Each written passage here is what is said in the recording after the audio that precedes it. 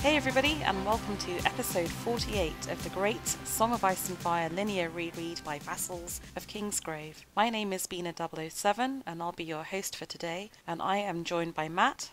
Hey, it's Varley on the forums. By Mary. Hi, it's Mary, and I'm Mary on the forums. And by Michael.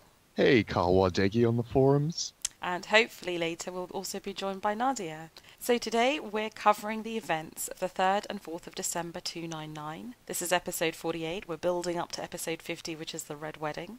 In the last episode, we left Jon at the wall and Jaime rescuing Brienne. In this episode, we're moving to Tyrion 5, which takes place on the next day, the 3rd of December 299. This is also the day that Jarman Buckwell and his group of rangers return at Castle Black from the Great Ranging. We're moving back 5 chapters, or 100 pages in my edition. And I believe Matt's got the chapter summary, but before we get into it, I just want to also add that we will potentially have spoilers for all published works in A Song of Ice and Fire, potentially the preview chapters from TWOW, but certainly not from Game of Thrones, the TV show. So with that, over to Matt. All right, so this is a great chapter. So we have Tyrion marching out to meet the Dornish lords that are coming in. He thinks it's Doran Mattel, but he gets surprised when he learns it's Oberyn. We get to learn that the Dornish are basically like the hobbits. There are 3 different kinds, each kind of distinctive class of Dornish. The Stony Dornish being more first man looking-ish with blonde hair and fair skin, and the Salty Dornish being more Roynish in appearance. So we get a great little thing with George has his like little sigil porn going on, and Pod nails it 9 for 9. We get the awesome little exchange with Bronn, where he said, "Reading books again? Books will ruin your sword eye, boy. I see a skull, a black banner. The crowned skull of House Manwoody, bold and gold on bone and gold on black. The Manwoodies of Kingsgrave." Woohoo! So, hail to our overlords. We get a nice little nod of George that the Jourdain of Tor, being the online publishing site, is the Golden Quill. And then it kind of devolves into this weird back and forth with Tyrion and Oberyn, which is at times cordial, at times very aggressive. But yeah, so we get to learn about Oberyn visiting Tyrion when he was a small baby, and just seeing the horribleness that is Cersei, and how she was never really, there was no possibility of a loving relationship there between the 2 siblings. We see that Jaime also stuck up for him, even back then. And basically, there's a bunch of foreboding that that Oberyn is out for revenge, and he will get it. And we learn that about how badass he is because he went to the Citadel, and then after getting 6 chains, he quit because he was bored. He went over to fight with the Second Sons, and then formed his own sellsword company that I don't think we ever hear from again, unless it's like, I mean, do we? Well, I guess I don't think so. I don't think it's been mentioned yet. Yeah, not that I remember. Yeah. So, and then we learn how he got his name, the Red Viper, because he poisoned his blade against Ironwood, which is why, Quentin had to go be a ward over there because of his uncle. And I think that's it. We do get the Manwoodies, Lord Dagos Manwoody, his brother Sir Miles, and his sons, Mors and Dickon Manwoody. So thanks, George. And just basically it's a foreboding chapter that the Dornish are here, and they don't give a shit how many fucking roses there are or how many lions there are. Everyone will bow to the sun. That's what Oberyn says. Kind of made me sad hearing the reference to Dickon Manwoody, because she used to be really active in the podcast of Ice and Fire forum community, and she actually designed the Vassals of Kingsgrave logo. And Didn't she do a lot of the Let's Draw? Like the MS Paint project, he was really active with that. And yeah, so any of you who see our podcasts or download them from the WordPress page, you'll see the graphic art we use for each one is taken from the podcast of Ice and Fire. They were obsessed with MS Paint. They used to do Pictionary on MS Paint, and they decided to do this whole project where every chapter of the books they would do a picture of it with different members of the forums doing them, but they could only use MS Paint. So some people like me would come up with really poor quality stuff, but she would do this amazing graphic art. So I've used it. In fact, last episode 403, I think, uses her cover art. So yeah, Dickon Manwoody, if you're still listening, reach out to us. We miss you. Come back. Thank you for your great artwork if you don't want to come back, though. Yeah, so thoughts on the chapter, Matt? I mean, you love it, obviously. It is kind of a cool one. Yeah, so yeah, you get the back and forth. You get Tyrion being like the Tyrion that we know and love, and the one that like we really miss with in A Dance of Dragons. He knows that this whole situation has been misread, and probably has a little doubt of his father even offering this position. He wonders, was it right to send Marcella to Dorne? Like, is she safe? If this is like they're, yearning for Lannister revenge. And then, one little thing where they're talking about the Tyrells, and they're like, oh, so Loras like killed these people and like is great at tourneys. And Oberyn's like, oh, Renly's little Rose. So like, did everyone know? It appears I so. don't think so. I get the impression that this was a very high upper echelon secret, and that Oberyn was just able to read it because, he's bisexual. Yeah, I guess. Okay. I think I'm against the grain. I think just 5 or 6 people knew about it, but yeah, Jaime, Cersei, I don't Varys, Littlefinger. But these people make a lot of references to it. I think it's like not everyone knew, but it was kind of something you don't talk about, and no one really cares because he's still he still marries Marjorie, and so it's like, yeah, we kind of know, but no one makes it official. The fact that I don't King know. Robert never knew, I always thought was just interesting, because when he talks about Loras, he's like, oh, Loras is so great, I'd love to have him as a son of mine, and I just kind of think that's not exactly what he would say if he was aware of the relationship. True. Yeah. True. But Robert is not the smartest. No, I can totally understand that Robert would miss this, and Varys wouldn't even bother telling him, because, who fucking cares? Why do you... This is the first time we see a member of this family, right? Like, this is the first time we see Dawn, really, in these books. Yeah, there's the armorer that dies in A Clash of Kings. Tobo Mott. No, not Tobo Mott. Santagar, Aaron Santagar, and then he gets his head smashed in, but I don't even think he has any lines. He was the Master at Arms, though, right? Yeah. Yeah.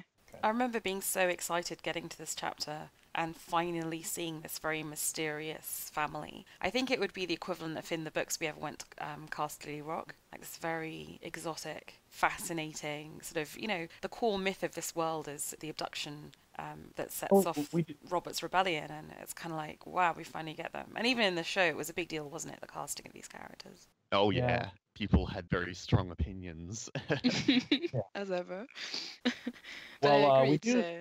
Yeah, go ahead, Matt. I was going to say, we do kind of get a look into both Dorne and Casterly Rock in this chapter, because Oberyn kind of describes it as like, Tyrion was wailing deep in the depths of the rock, and, his room was more of a cell. It didn't have any windows, even though it was like nicely furnished and everything. And it just seems like a dark place, Very austere. It almost seems a bit like Harrenhal. Like a lot of these great castles are actually just very forbidding when we read the descriptions.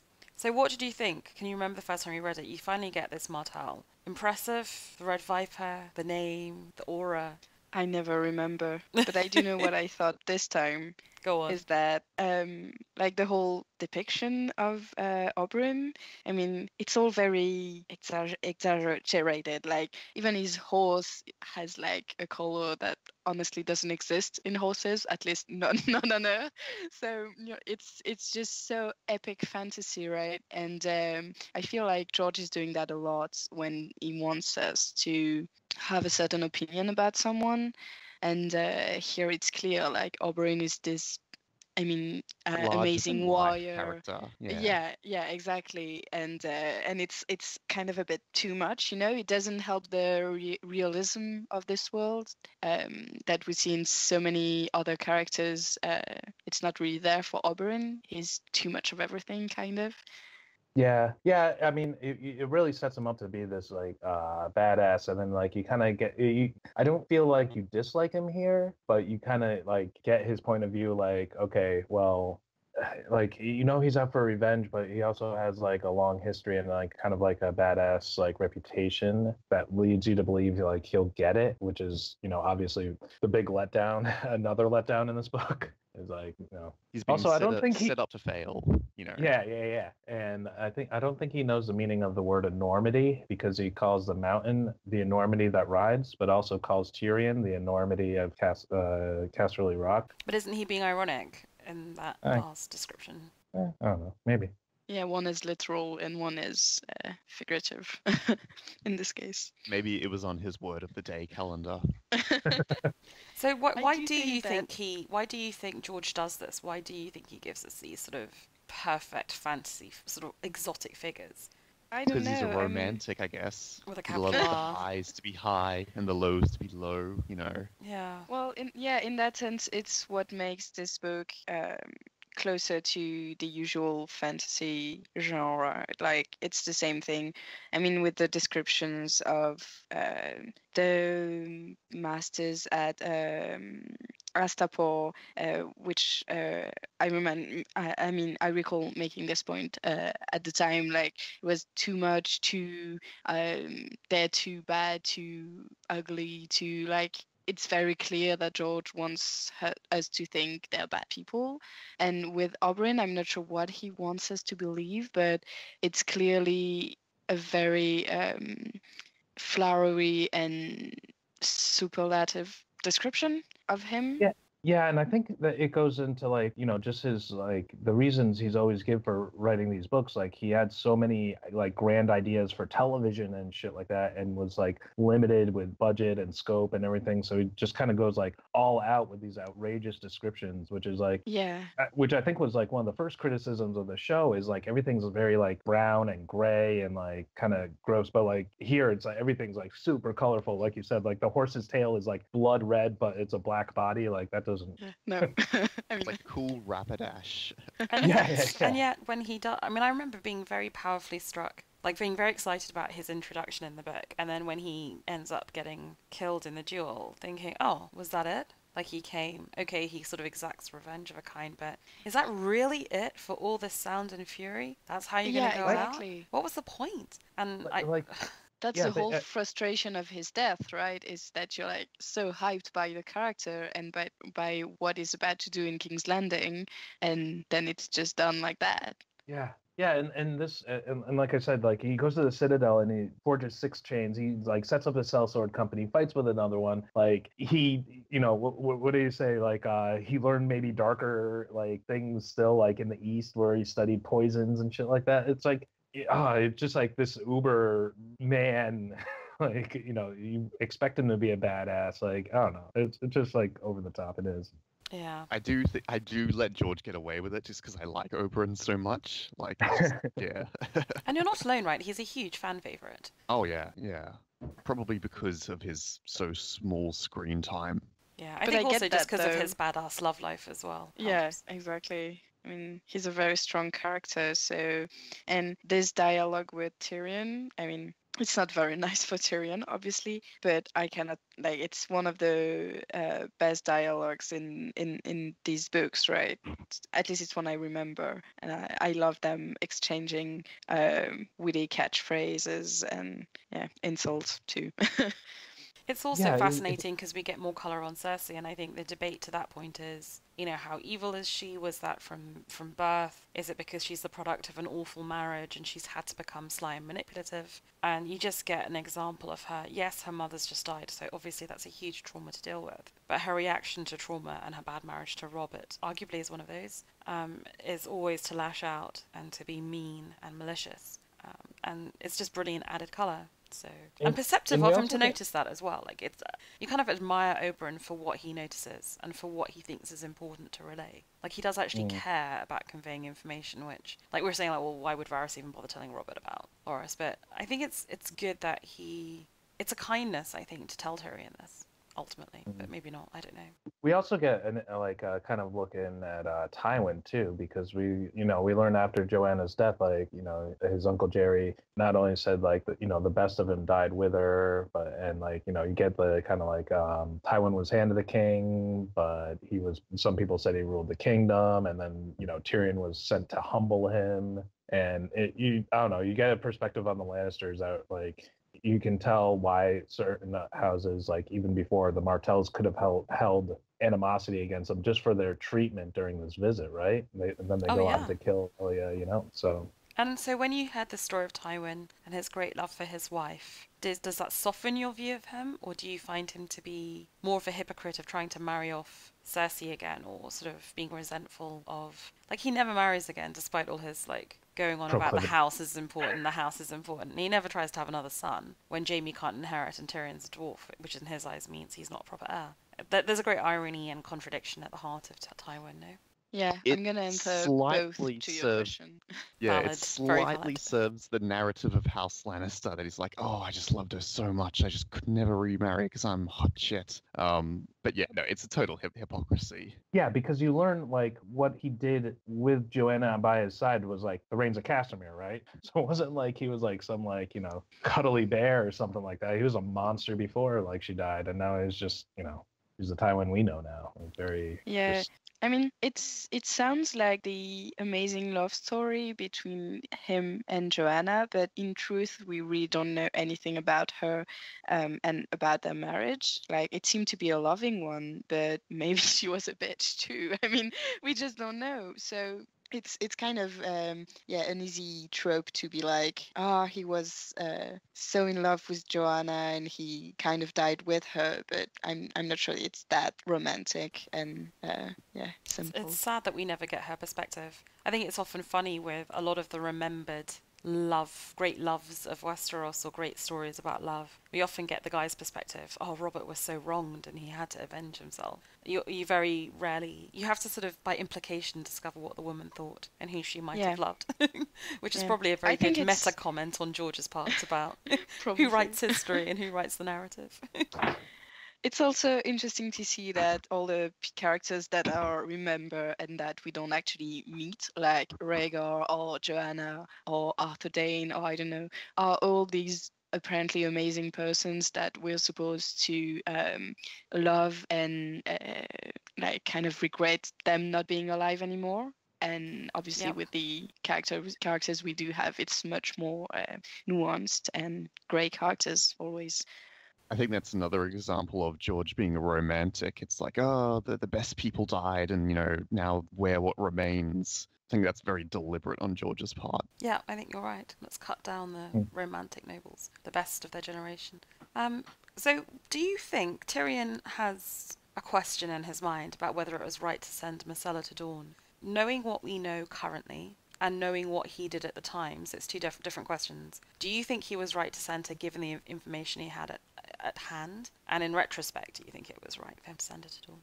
If he was an omniscient god and he knew There's that still time. Doran wasn't going to do shit no matter what he did, then he could have been like, okay, we'll just keep Myrcella here. But given what he assumed, just from what he's heard, I think it was the right thing to send, you know, to make that marriage offer, to make that peace offering, basically. Because, you know, they were really worried Dawn would join with Renly and shit would happen.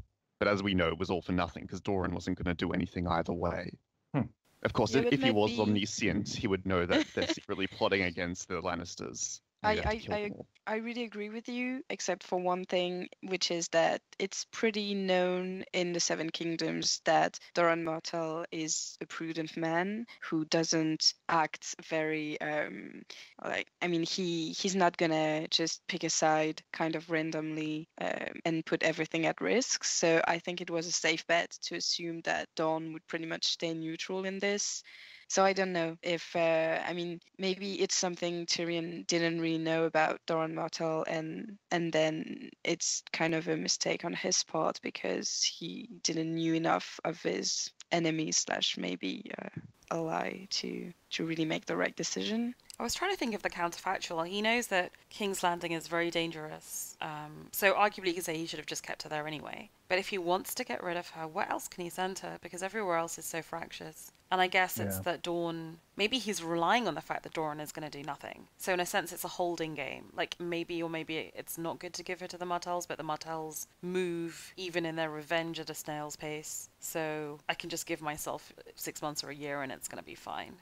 So one of the parts that I didn't remember of this chapter, even though I've reread it probably half a dozen times or whatever, was the line about Jon Arryn. And when he says, Jon Arryn came to Sunspear a year after Robert took the throne, and you can be sure he was questioned closely Like, what does that mean? Him and 100 more. And that's how they got the whole story about the mountain raping Aria and bashing the baby's head in and stabbing the other one. So, like, I guess, like, how was that information kind of spread? Like, did John Aaron, like, straight up tell him, like, yep, like, our allies did this horrible thing and sorry? Or what do you I reckon? I think he specifically denied it, and from those denials, Doran and Oberyn and whoever else was there, they were able to piece together what actually happened. You think? Yeah, I think you can't reveal this even because you're allies and you're in bed with the Lannisters, so you can't throw them under a bus in that regard. Yeah, but I'm not sure like how.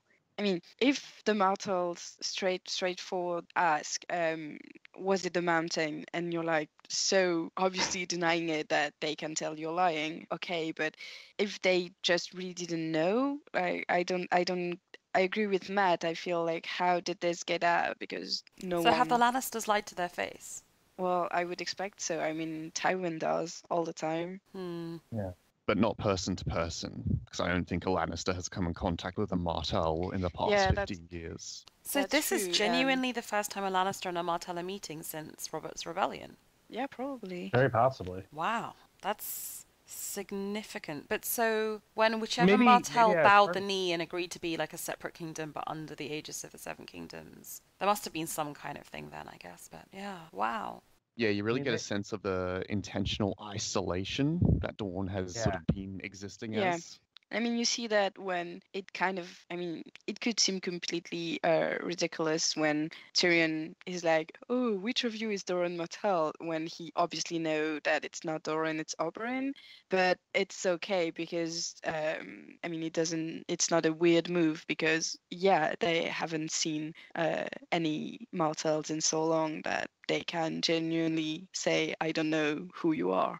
I thought that was an interesting line from Tyrion because, yeah, he knew, but he chooses to play ignorance, and I sort of interpreted that as he's just playing dumb. He's trying to get people to underestimate him, and I just thought, I don't know, if it was me, I would have been like, and you must be Oberyn Martell and show how smart I am. But that's Yeah. not Tyrion. Yeah, I would have done exactly the same as you. I mean, and I don't know if Tyrion needs to seem dumber than he is because his wits is basically everything he has. So, I mean, I don't know. It's a good chapter. That's why I liked it. It is, it's Yeah, and provocative, no? It's Yeah. just plot dump, but it's got such good dialogue that you kind of just give it a pass. Like, it so thoroughly introduces us to Dawn, who Oberyn is, who Elia and Doran were so quickly. Yeah, it's just nice. Just a ton of exposition. A lot Because of it's the stuff we're story. desperate to know by this point, you know. We're Yeah. halfway into the books as we know them, and we need this backstory. We're desperate for the filler, and that's what this does. I just noticed that there's mention of Daemon Sand, the Bastard of God's Grace, and I just thought it was nice that he is mentioned Yep. so early, Hmm. and that he's there in King's Landing. So presumably, I mean, he got away, and I mean, obviously he got away. Not all the Dornish were just killed when Oberyn was, but Yeah. it's interesting to have that character there at this point, and Wait a we're minute, gonna who? see him again with Aryan. He's so The Damon squire, Sand, the squire to Oberyn, and his rumored lover.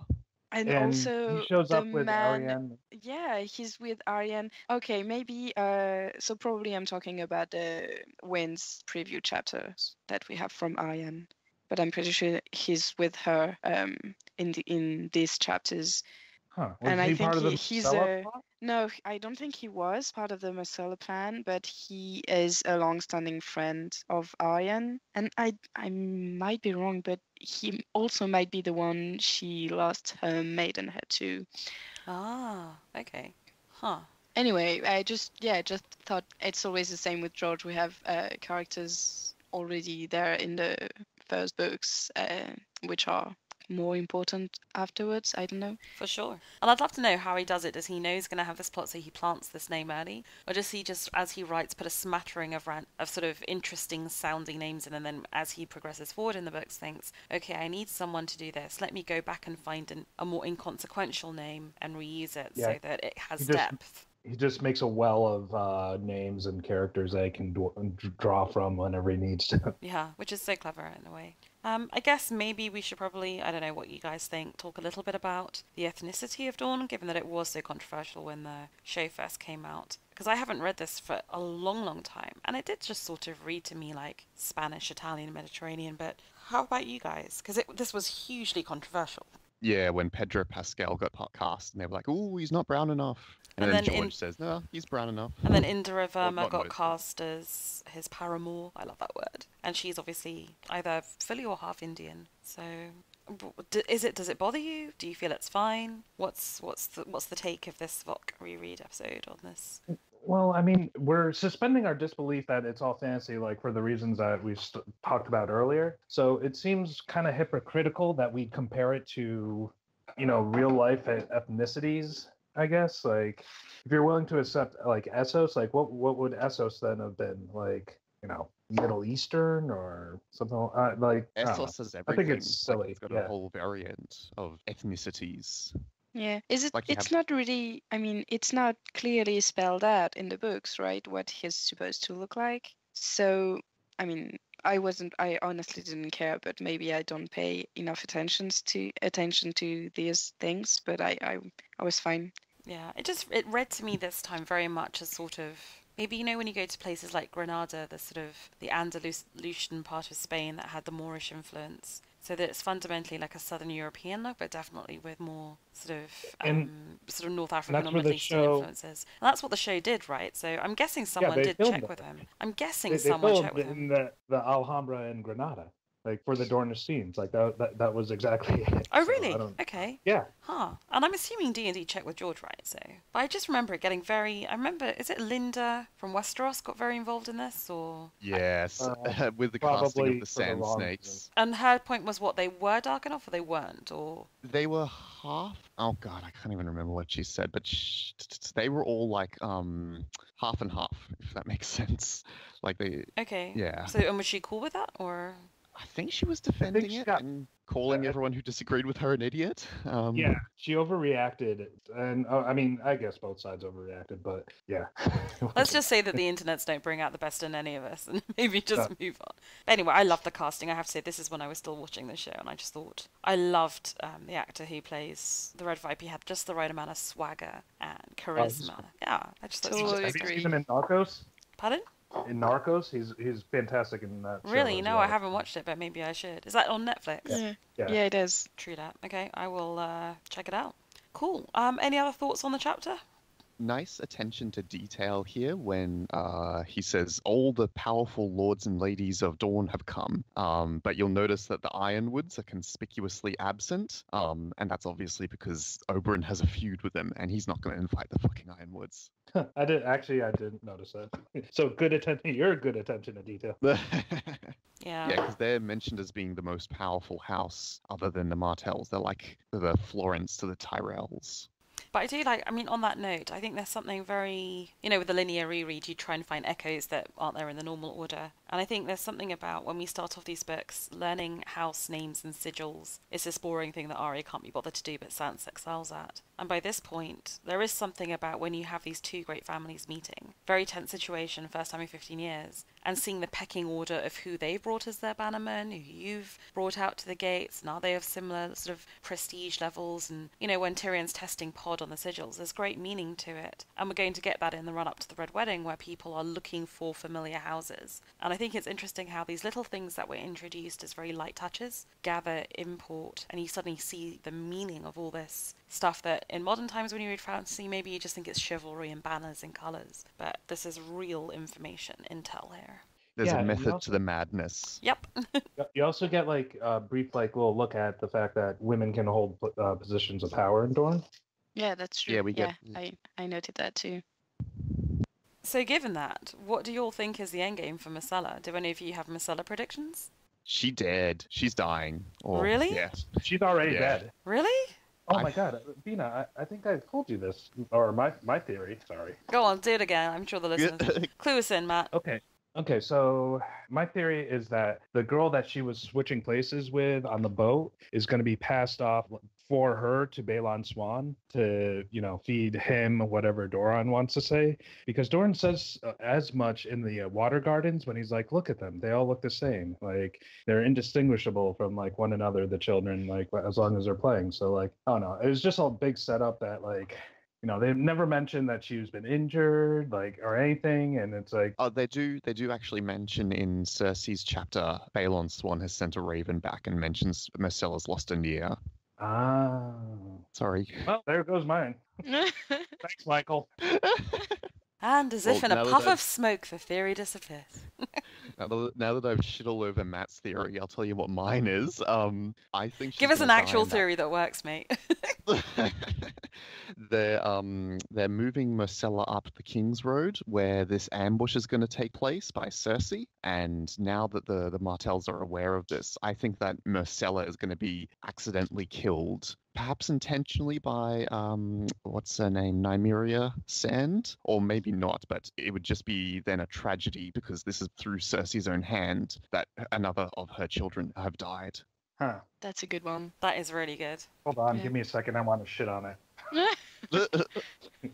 Well, I don't have any theories. I don't think ahead in these books. I just take whatever he's giving me.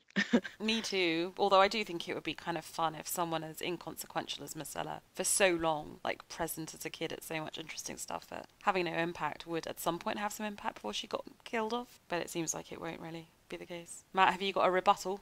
I'll need a couple minutes. Okay, you feel free to raise it whenever you have one. Oh, okay, cool. Anything else on this chapter? Or should we move on to Aria?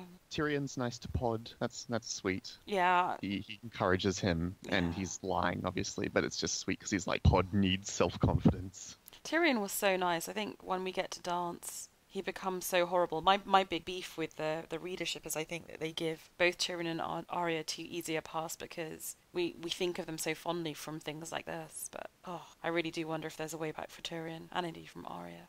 I so agree with you. Yeah. But it was touching. Even I made a note of that when he's so lovely to Pod. You think that's, as Matt said in his summary, that's the Tyrion we know and love and fell in love with, and it's so sad what happens to him, victim of circumstance. And it's interesting that you get the Cersei story here because you can, to a certain extent, excuse some of what she does by the fact that losing your mother at a young age, you do want to lash out and find someone to blame. And then he eventually does become as bitter. Well, that's a whole nother discussion, but as bitter and twisted because bad stuff happens to him. And yeah, I think they're kind of in some respects more similar than he would like to think, at any rate. So, after Tyrion 5, we move forward one day to December 4th, 299, and to Aria 9. This is 9 chapters or 130 pages later in my edition of the books, and it's Mary with a recap. Yep. So Arya and Sandor arrive at a river swollen by the rains.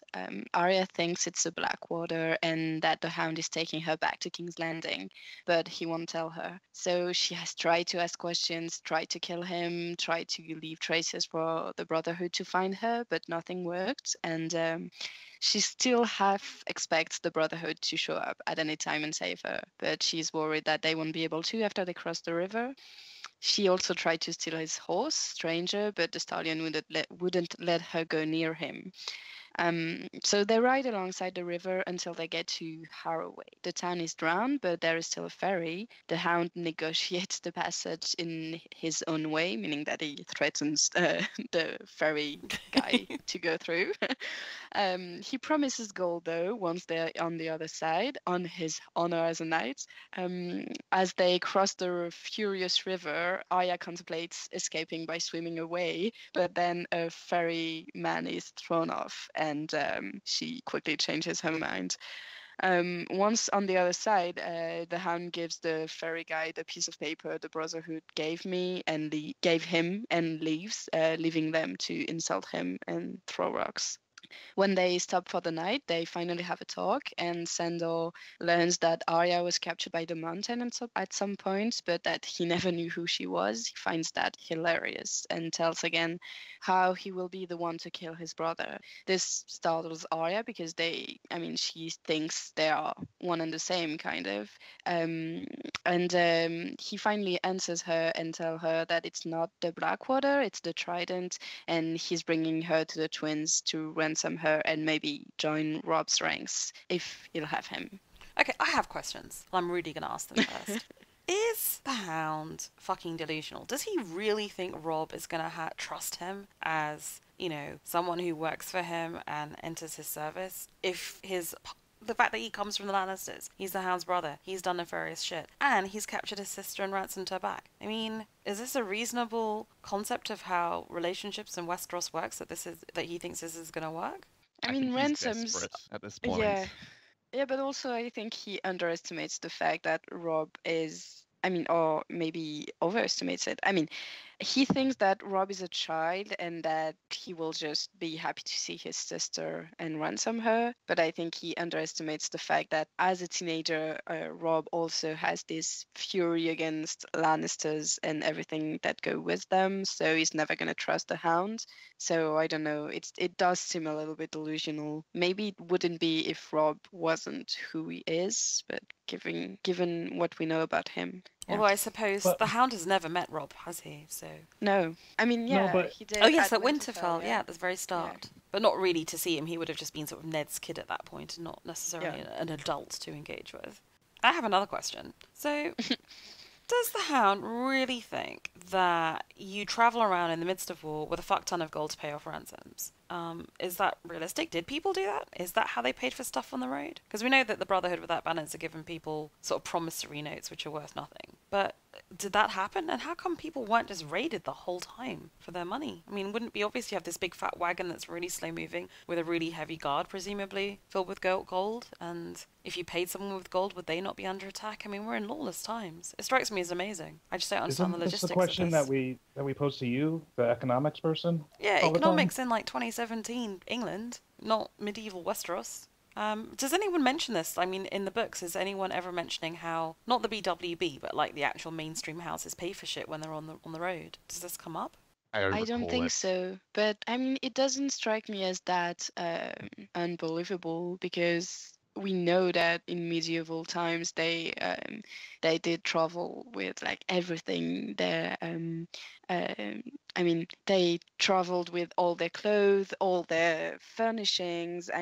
So why not a chest of gold or two? It doesn't strike me as that impossible. But that's why, like in medieval times, like the Knights Templar and stuff were good, because they would like honor promissory notes, so you didn't have to bring all your gold. You could like leave it with them in like Germany, and they'd like honor their credit in the Holy Land or wherever you needed it, right? Yep.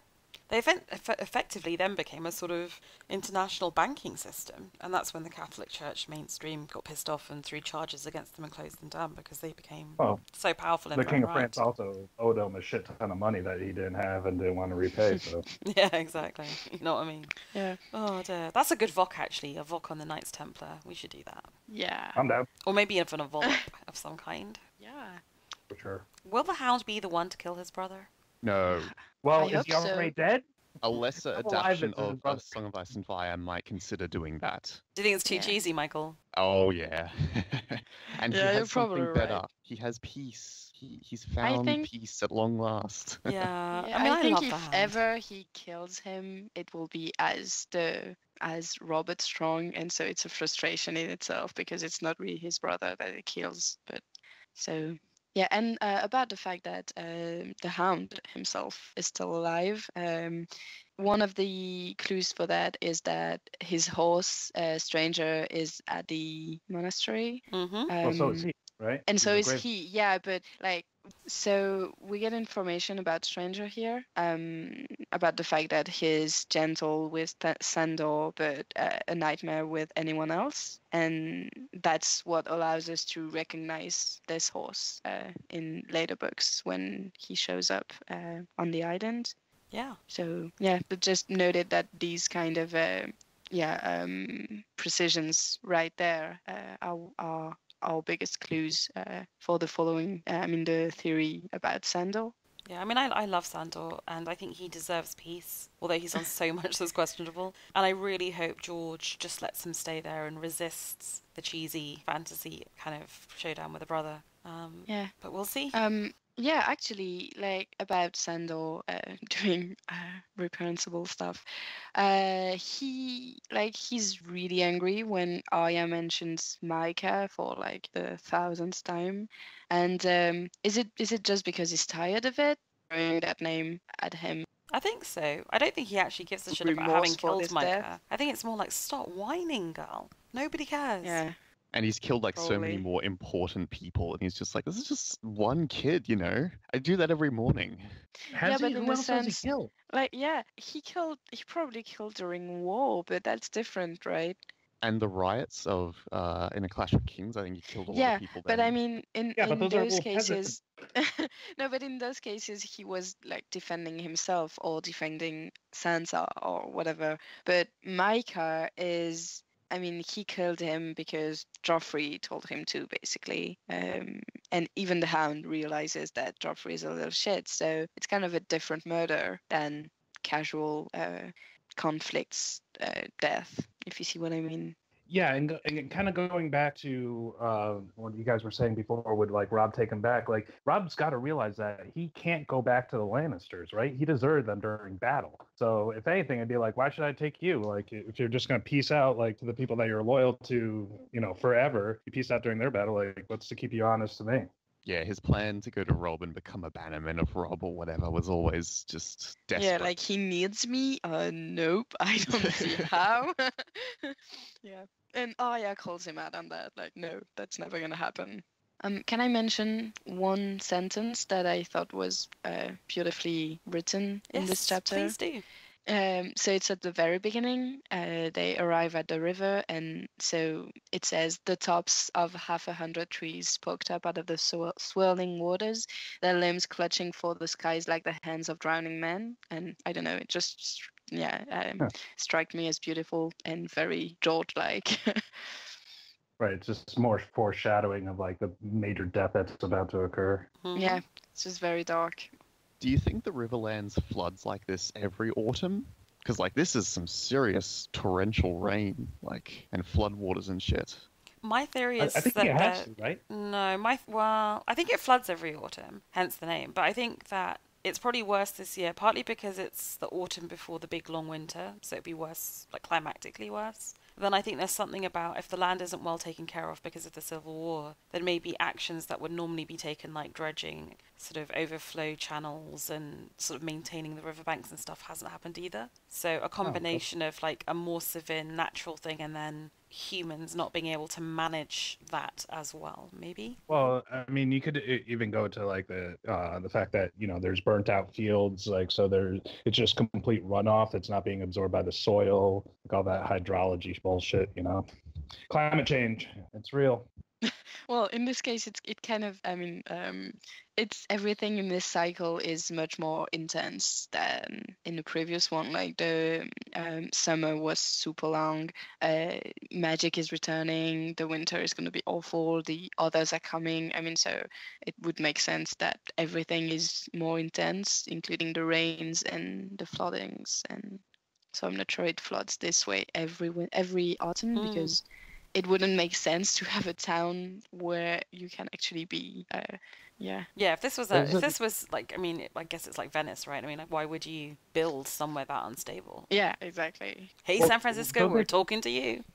Don't they pass like a inn or something whose dry dock is like way out of the water? So like stuff like that, like building houses on piers because you know we can expect this like before you know. Well, every winter. maybe they expect it at the start of every severe winter. So it's Well, one I of mean, those things that it's not every year, but it's one in every 10, so it's worth preparing for, whatever. But I mean, it's the same thing as like any kind of like hurricane season or monsoon season. Like you're gonna get it. It's gonna suck. Like, but you build there appropriately and you deal with it I have no idea why anyone lives in the path of a hurricane. because it's nice. Because they're poor. Hey, actually, they're actually quite rich. The people that really get screwed because they build their houses right on the water, and then the federal government comes and rebuilds them for them. It's nice. Oh, brilliant. Not that I'm cynical or anything. No. Anything else on this chapter? Yeah, I did think it was kind of tragic that Arya still hopes that Thoros and the Brotherhood will find her, because all the time she was with them, she didn't fully trust them, and I mean it's her own fault. She got caught by the Hound. I mean she just shouldn't have left, but she kind of hope. I mean now it's worse, so she hopes they will find her, and it's just she's being bounced around in the Riverlands, and that's just so sad. I thought it was smart that the Hound didn't pay him. Not that he could pay the fairy dude, but he says afterwards, they're not going to take anyone else that can't pay, like the Brotherhood. So we have a bit more time. Yeah, I don't have anything. Well, I guess that about wraps it up for Aria 9. I mean, it is a fairly... I don't know, when you read the chapters that take place around the Riverlands and then run up to the Red Wedding, they start getting more frequent and shorter, as if George is sort of putting things in place and building up short, tense, dark chapters en route to the Red Wedding. So I guess it makes sense that the discussion is shorter too. So Aria takes place on the same day as Sam too. Sansa will turn 13 the next day, and she's already about to get married. It's also the anniversary of Robb leaving Winterfell to fight a war in the south in a Game of Thrones, which really blows my mind that we're now sort of halfway through A Storm of Swords and he's only been away for a year, and yet that was Game of Thrones. So Sam 2 is 14 chapters earlier in the published order, or a whopping 230 pages in my edition of the book. And it feels to me a little bit like Dany chapters tend to be very spread out in A Storm of Swords, but it's also the same with Sam chapters. They're very few and they're sort of sprinkled all the way through. Sadly, Nadia can't join us because she is having fun with real life people, which apparently is also allowed. So, I don't know, Michael, would you like to read out the Tower of the Hand summary? It's rather long. Thank you. Sorry to spring that on you. Nah, this will improvise. Gotta work under pressure. Sam listens to Gilly give birth above him and Bannon dying next to him. The survivors of the Fist are now at Craster's keep. Sam is trying to feed Bannon, but he won't eat the broth. Craster says he is good as dead already. Without a maester, many of the survivors are not doing well. Kedge had taken off Bannon's foot 9 days ago, but the infection had already spread too far. Some in the hall are even worse. Fornio has been delirious for days, and Sir Byman Flint has a shoulder oozing pus. They had some medicines when they began the trip, but the man in charge, Brown Bernard, died on the Fist. The men are getting restless and angry over the lack of food from Craster. Clubfoot Carl and Garth of Oldtown have been grumbling that he must have a hidden larder somewhere. Yes, the men are getting pissed off. We get a bit of a story from one of the soldiers about the Kingswood Brotherhood and the White Fawn and the knights who stopped them. Mormont comes to talk to Sam and he questions Sam about the Dragonglass dagger, and he reflects that they are now woefully underprepared to face the others, which are the true threat to the Night's Watch. He laments that they have forgotten their true purpose and they're screwed. Craster comes out and announces that he has a son, and he tells Lord Commander to get lost and that his men need to leave because they're eating too much food. Bannon is dead, but they send him off to be burned. He smells like burnt pork, and because they're all so hungry, that causes Sam to throw up. Ed has a real good line about, "I never knew Bannon to smell so well." And so Craster starts giving a feast. This is going all right at first, but then when there's only 2 loaves of bread to eat, some of the mutineers start getting restless. They start insulting Craster. He gets pissed off, and basically all hell breaks loose. Craster gets killed. Lord Mormont tries to stop, but then Mormont is also killed. People start going crazy. There's like an orgy of just sin and destruction, and Sam is cradling Mormont in his lap when 2 of the wives come up and bring Gilly, saying that they need to take Sam and Gilly someplace warm. They say that they feel the cold rising and Craster's sons will be there soon. So that's awesome.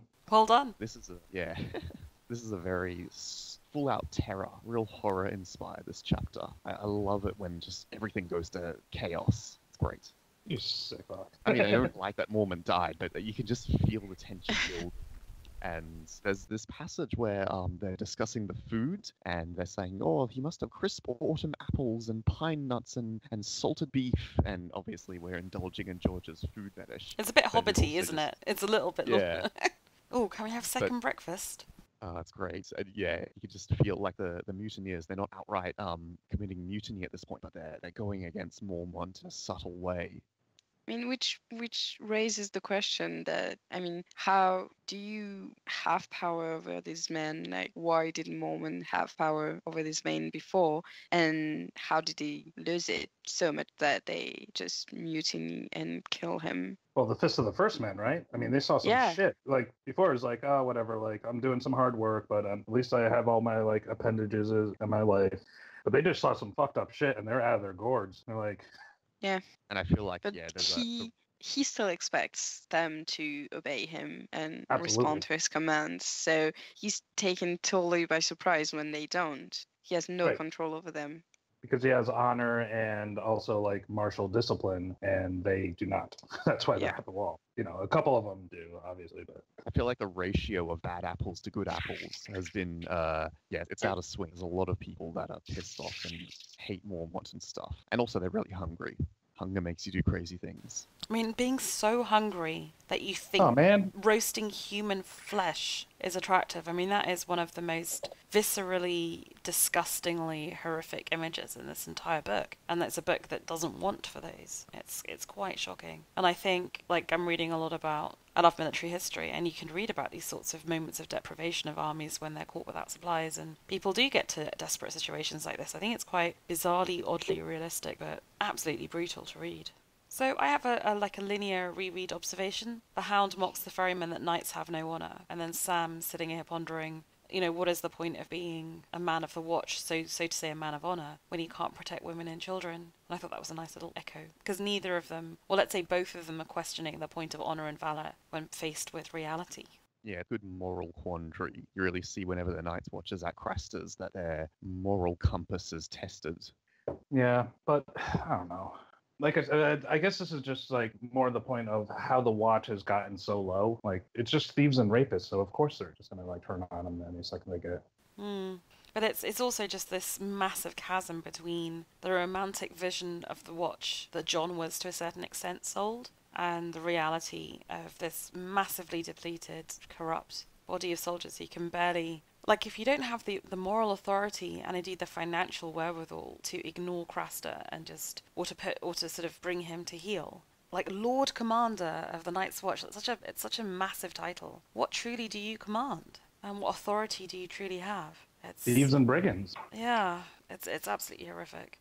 There's a really terrifying moment that I noticed on a reread as they're burning Bannon, and Sam's looking into the fire, and he thinks he sees Bannon get up and try to like put the fire out. Yeah, and I was like, shit, man, that scared me as I was rereading it in the middle of the night.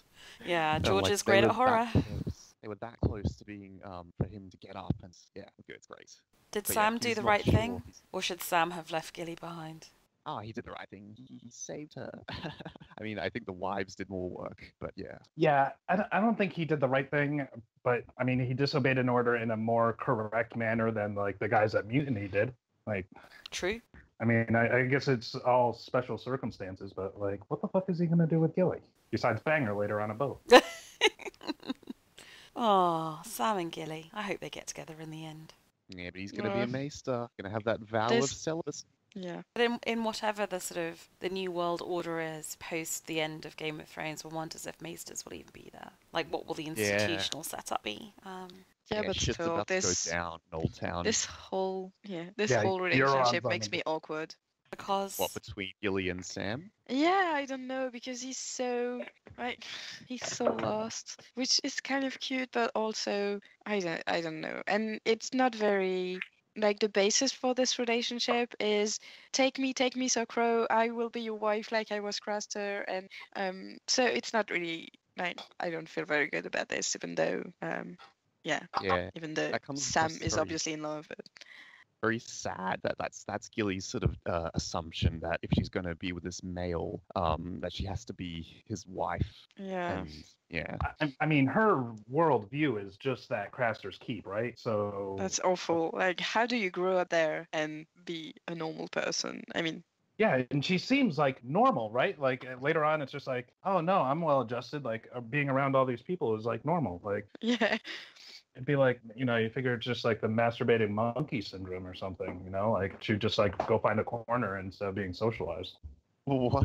What? The masturbating monkey?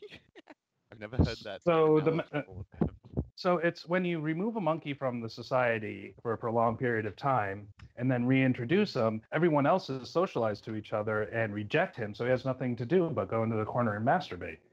Ah. That's what Gilly should really be doing. That is just Masturbate. tremendously ridiculous. And yet probably true. I don't know. Masturbating monkeys. Wow. Oh, we got our episode name. I'm not calling I it. think we do. Oh, Christ alive. Okay. I think Matt is providing a lot of the episode names. That's because you guys There's only a few presume things I'm good I'm at. going to go to the low benchmark of rude episode names, but I might title it something sort of informative that helps people know what we're going to be talking about. Oh, I don't know. Let's see. There's an interesting detail as the archers in the Night Watch, they're doing their rounds or whatever, and one of them, who was a member of the Kingswood Brotherhood, he talks about he stole a kiss from a Dornish princess, which is very romantic. Or then he also stole her gold and her jewels. But I was going to ask you guys, who was this Dornish princess? Was this Aria? No, it had to be because in my chapter he said that my mother was ruling Dorne at the time. I mean, I guess it would be Oberyn's mom. Yeah, because it's pre Robert's rebellion, right? And really way before that. I mean, so I was thinking Yeah, I maybe it suspect. was as Elia was traveling up to marry Rhaegar, because I don't know how long they were married for. Long enough Yeah, to but- have kids. Possibly. all right. Um, Yeah, I don't know, maybe. I mean, we hear a lot about this guy, and it just seems like he tells the same fucking stories. He's like one of those guys who's like, "Did I ever tell you about the time I was in the Kingswood Brotherhood?" Yes. Again, dude, shut the fuck up. Yes, you're an archer, you're great, but shut up, dude. Yeah, I feel like there's a story, an untold story that will make a great short story if things ever happen about the Kingswood Brotherhood and Jaime's perspective, and I hope we get there, but I hope we get there eventually. There's some but things I like want to not see first. before. Yeah. Anything more on the chapter? It's a weird one, isn't it? Because it contains a lot, and yet sometimes I have this So, with yeah. Danny chapters where I don't kind of have anything that it provokes in terms of questions. Oh, Yeah, there's a really it- sad bit where Mormont's Raven is sitting on him and keeps screaming corn throughout the chapter, and then right at the end he says corn with a question mark when Mormont's dying, and it's very sad. I was like, oh, I'm glad the Raven survives. Poor Raven. It's a very dark chapter, isn't it? But there's not a lot to say. I mean, yeah, it just a lot happens. But Yeah, an Yeah. orgy of destruction and sin and yeah, the world is just Villainy. crazy. It's kind of funny, isn't it, that up until Euron reappears, I really thought Craster was the nasty. Well, it was Craster or Ramsay Bolton, I suppose. Not yeah, it's sort of.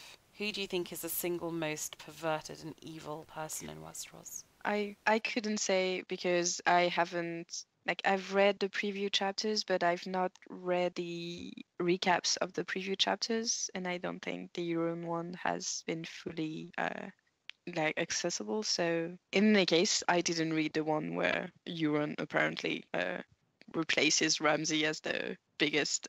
Okay. Yeah, so I couldn't say, but it doesn't mean you cannot talk about it because Well, I'm fine. It has to be either Euron or Ramsay because Craster's done. We know what he was. He was a murderer. He was incestuous, and he basically raped his daughters and granddaughters, but also daughter wives, whatever. But that's the extent of his evil, and that's what we know. Now we have everything that Ramsay's done, and he's still alive. So there's everything that he could do. Same with Euron. In the Forsaken chapter, he learned a ton of shit, and it's scary. But he's still alive and still on the warpath, so he can still do some awful, awful shit. So I think Craster is no longer even in the top couple for worst people in Westeros. What do you guys Yeah, think? he was a very small-time evil. I mean, not that the evil he committed was small; it was terrible. But yeah, Euron and Ramsay just had the capacity to commit evil acts on an even greater scale. Okay. Well, any comments on any of the chapters, or shall I wrap up? I think it's okay to have a shorter episode for once. It's so funny. I listen to so many podcasts and episode lengths are sort of 30 minutes. And we record an episode, we think, oh my god, that might just be an hour. And you think, oh, it's so short. What would we do? I know our podcasts go on for so long. It's great though, because it's great just listening when you're going to work and shit. Yeah, exactly. But I don't Yeah, wanna, when you need a laugh. But any other comments, or before I do that, don't want to cut anyone short. Oh yeah. So- So there you go, Matt. No, I was actually going to say, is next reread the Red Wedding, the big one? Or is the teleplay, the 400th, going to be that, and we're going to just skip that chapter? No, so what's going to happen is that the next one's episode 49, and the Red Wedding chapter, which is episode 50, we decided to do kind of as a curator one, because not all of the curators were able to be on VOC 400 to do the Red Wedding discussion, so that would sort of basically wrap that up so you hear from, if I can tell you, because it should be in the document. So the people who are going to be chatting about the Red Wedding are going to be Mikal and Kazrain, Katie, which is fantastic because she hasn't been on a whole bunch of rereads. Glenn, Dagos River, again, hasn't really been on a bunch of rereads. Then Adam, Dransnow, Nadia, and me hosting. So hopefully it allows people who are following the rereads to hear from some of the curators that they wouldn't normally hear from. And then after that, the show's over. So basically, during Game of Thrones, because a lot of the other people who regularly host the rereads have been participating in the show recaps, I've been doing the linear reread hosting. But after that, we'll go back to having other people host so that people get opinions from them rather than just me the whole time. So that'll be quite nice, I think. So that's the plan. Yeah. But there is, I Tonight's believe... episode, Sorry. Tina, is 71 minutes, and then next week is like 80-something minutes. Oh my god. Wow. Start watching the show so we can talk about it. Oh, no, I've held out too long. Strong. I've held out too Do it. long. But there's also going to be, apart from the sort of VOC 400, which was the Red Wedding full castle recording and the reread episode, Mary, I believe, is editing the VOC on Rob. Because we decided, he's such an important character. We never get POV chapters, so we should have a conversation about that. And we've got people coming back like Shaggy Dog. Should be a really good discussion, I think. Yeah, it is. I'm editing it. It's going to be really interesting. I'm moving slowly, but it'll be... I mean, in 2 weeks I start school again, and I'm going to be immensely busy, so it will definitely be done by then. Fantastic. So it should actually be timed quite nicely for the Red Wedding. Yeah, definitely. reread. That's what I'm planning for. But it's such a shame. I really wanted to be on that, and I couldn't, so I'm just absolutely fascinated to hear, because it's got some really insightful VOCers on it, so it should be a really good discussion. I think I was on that. Podcast. I think you were, man. She says as she That was a grits long her teeth time and ago. edits. Sorry, All right, Michael, did you have a final point as well? Oh yes. I was just going to say there's something I noticed between all three chapters. You have an escalation of tension and terror in all three. So you start with Tyrion meeting Oberyn, and something's going to happen. You're getting a bit nervous. Then you're with Aria and Sandor, and Aria's very scared of Sandor, and the storm's raging. And then you just get full out anarchy in this chapter. I thought that was very nice. Huh. It's true. It's like escalated, right? Yeah. But that doesn't happen in the books because there's chapters in between that, like, Although it must be said that even in the published order, George is very carefully building and ratcheting up the tension, and it's masterful. So masterful that in retrospect you wonder how he didn't see the Red Wedding coming. But it's amazing You that don't it's still want to see it. you don't. Well, yeah, like Bina and I talked like offline about this. It's like every time I reread, it's like you're a fucking idiot. Like it basically says like Red Wedding, like for the first half of this book.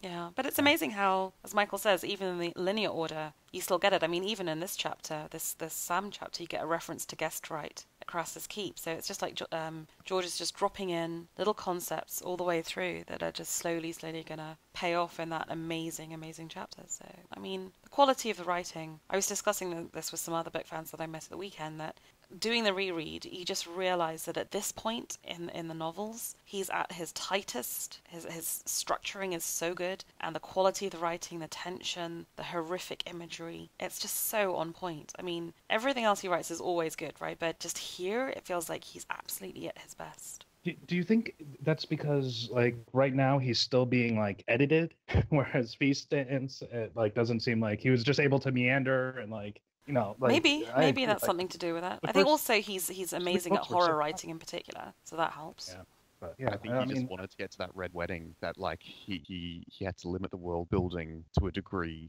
and you had to have these short little chapters. But even these short little chapters was immense world building. Like you get to see beyond the wall, you get to learn all about Dorne. Like the plight of the Riverlands continues. And it just goes to show, doesn't it? You can do world building in an incredibly concise and controlled manner. Absolutely. You don't have to meander to convey meandering and a journey and information. And that's why You hear when we this, were discussing George? the 5-year gap and like, can you, like he said, it was just too much to go back and explain, oh, that happened and that happened. I thought, if anyone could have done that, George, it would have been you, because you are a master at telling a story and then telling the backstory simultaneously. So it's a shame it didn't work out. That was a great episode. If anyone's listening that hasn't listened to that. Oh, that was so therapeutic to listen to. Yeah. Why therapeutic? I don't know. It just made me feel healthier. My view on George and everything just felt an understanding of the writing. It just increased. Yeah. You're vindicated in your views. Kudos to SJ Lee, who hosted that. I think he did a really great job, because that discussion could have gone anywhere and he kept it very much on track. Cool. Okay, so with that, we'll finish up this rather shorter reread episode. Thank you to everybody for listening and indeed participating. So thank you to Mary, to Michael, and to Matt. No problem. The 3 M's of OC. If Thank you, you're, Bina. you're very welcome. You can follow us on a variety of media. So we're on Facebook, Instagram, Twitter. Of course, you can download the podcasts on iTunes, YouTube, and wherever else you get your podcasts from. We are findable, searchable by, if you go to try and find Vassals of Kingsgrave or VOK podcast, you should find us. However, if you want to get involved and actually sort of potentially come on an episode or discuss them on the forums, search for a podcast of Ice and Fire and you'll find the forums that way. If you're still playing along at home, which I hope you are, the next episode, which is episode 49, is going to cover Jon 5, Bran 3 and Cat 6 from A Storm of Swords. So we're going to have Jon escaping the wildlings at Queen's Crown, we're going to have Bran walking into Hodor and Summer, and we're going to have Cat arriving in the twins. The podcasters will be Mikhail, Hannah and Sarah and Amber Rocks. Amber Rocks is actually going to be on a podcast, guys, not just a Not lurker. just lurking? Not just a lurker, she's actually going to say stuff, so this is incredibly exciting stuff. So I hope you all have a great week. Tune in next week for La La Land Moot reunion, as we're trying to call it. And that's the end of this episode. Thanks, everyone. Bye. Bye.